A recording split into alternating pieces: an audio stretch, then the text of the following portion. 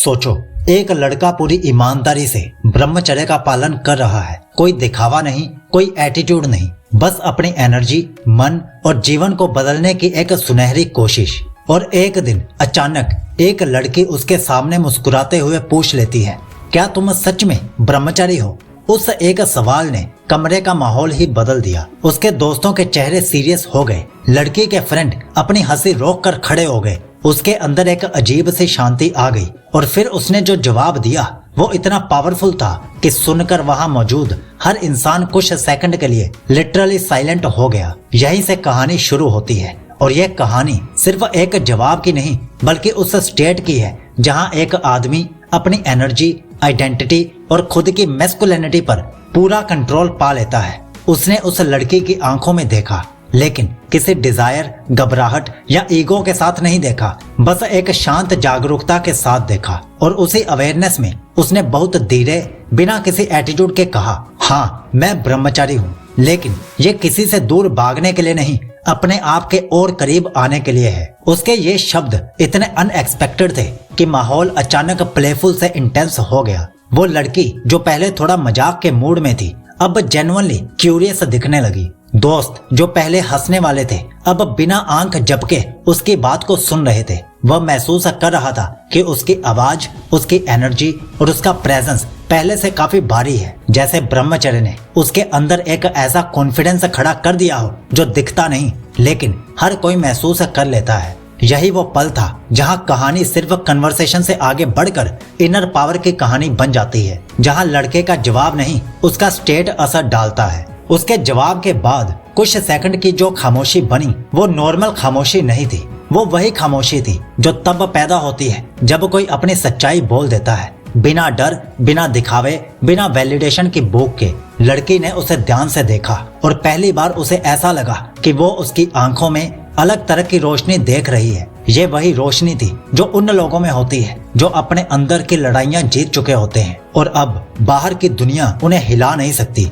उसने मुस्कुराते हुए कहा, तुम्हारे अंदर इतनी शांति कैसे है? आजकल के लड़के तो खुद पर कंट्रोल ही नहीं रख पाते। और ये वो पॉइंट था जहां असली डेप्थ शुरू हुई। उसने महसूस किया कि लड़की उसके ब्रह्मचर्य को मजाक नहीं, एक रहस्य की तरह देख रही है। एक ऐसी चीज जिसकी वजह से वो और भी मैग्नेटिक, ग्राउंडेड और इमोशनली पावरफुल लग रहा था। क्योंकि सच ये है, जब एक आदमी अपनी अर्ग्स पर जीत पा लेता है तो उसका प्रेजेंस अपने आप बोलने लगता है। और उस पल कमरे में खड़े हर इंसान को ये डिफरेंस साफ साफ दिख रहा था। उसने गहरी सांस ली और पहली बार अपने ब्रह्मचर्य के पीछे की सच्चाई शब्दों में रखने की कोशिश की। लेकिन मजे की बात यह थी कि उसकी बातों से ज्यादा असर उसकी एनर्जी डाल रही थी। वो बोला, अर्ग्स को कंट्रोल में रखना गोल नहीं है, बल्कि कंट्रोल की जरूरत ही ना पड़े, ये असली ताकत है। ये सुनते ही लड़की के चेहरे पर वो एक्सप्रेशन आया जो सिर्फ तब आता है जब कोई किसी की डेप्थ से जेन्युइनली प्रभावित होता है। उसके फ्रेंड्स जो पहले मजाक में थे,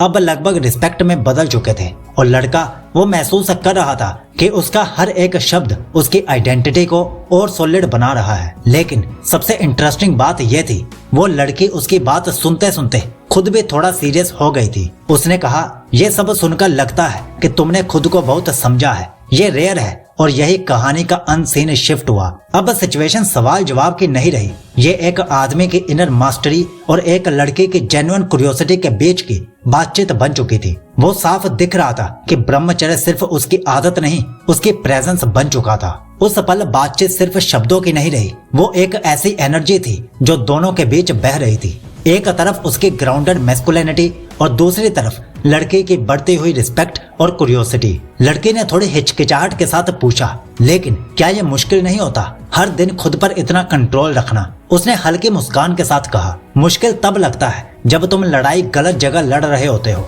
मैं किसी टेम्पटेशन से नहीं लड़ता, मैं बस खुद को जीतने की कोशिश करता हूँ। इस जवाब ने माहौल को और गहरा कर दिया। अब लड़की सिर्फ इम्प्रेस्ड नहीं थी, वो इंस्पायर्ड थी। वो उसे एक अलग तरीके से देख रही थी, जैसे वो बाकी सभी लड़कों से एक अलग कैटेगरी में हो। और सबसे मजेदार बात, वो लड़का खुद भी नोटिस कर रहा था कि ब्रह्मचर्य ने सिर्फ उसे स्ट्रॉन्ग नहीं बनाया, उसकी वाइब, उसका प्रेजेंस, उसकी साइलेंस तक पावरफुल हो चुकी थी। उसके दोस्तों ने एक दूसरे की ओर देखकर क्वाइटली कहा, ब्रो अब समझ आया, ये वाला ब्रह्मचर्य सच में अलग ही लेवल का है। और लड़की ने आखिरी में जो कहा वो उसकी पूरी जर्नी को एक लाइन में वैलिडेट कर गया। उसने कहा, काश आज के लड़कों में तुम्हारे जैसी शांति और क्लैरिटी होती। वो बस मुस्कुराया क्योंकि वो जानता था ये कामनेस किसी को इम्प्रेस करने का रिजल्ट नहीं, उसकी अपनी अंदरूनी जीत का परिणाम है। और यही जगह से ये कहानी सिर्फ एक सवाल का जवाब नहीं, एक आदमी की एवोल्यूशन बन जाती है। उस लड़के के जाने के बाद कमरा वापस पहले जैसा हो गया,